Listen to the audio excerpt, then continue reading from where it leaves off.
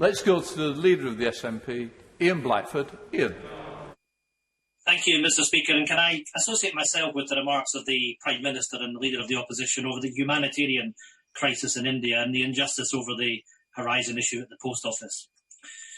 Mr Speaker, over 127,000 people have died from COVID in the United Kingdom. People have lost their mothers and fathers, their grandparents and even their children.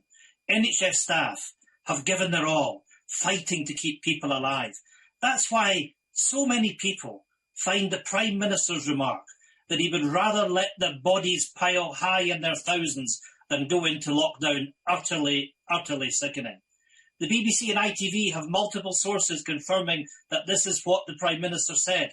People are willing to go under oath, Mr Speaker, confirming that the Prime Minister said these exact words. Under oath, Mr Speaker. Now, parliamentary rules stop me from saying that the Prime Minister has repeatedly lied to the public over the last week. But can I ask the question? Are you a liar, Prime Minister?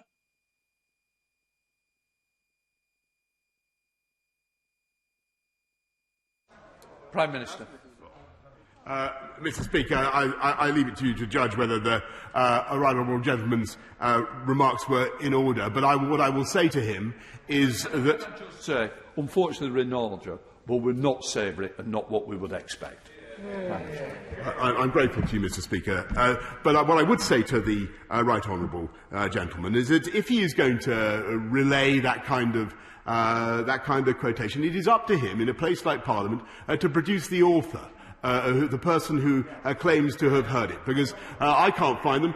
He says that they're willing to go on oath. Perhaps they're sitting somewhere in this building. I rather doubt it, because I didn't say those words. What I do believe is that a lockdown is a miserable, miserable thing. And I did everything I could to try to protect the British public throughout the pandemic, to protect them from lockdowns, but also to protect them from disease. And he's right to draw attention to the wretched toll that COVID has brought. And we grieve. I know the whole House grieves for every family that has lost a loved one. It has been a horrendous time. But it is thanks to that lockdown and the vaccine rollout, combined with the vaccine rollout, that we're making the progress we are. And I may say we're making progress across the whole of the United Kingdom.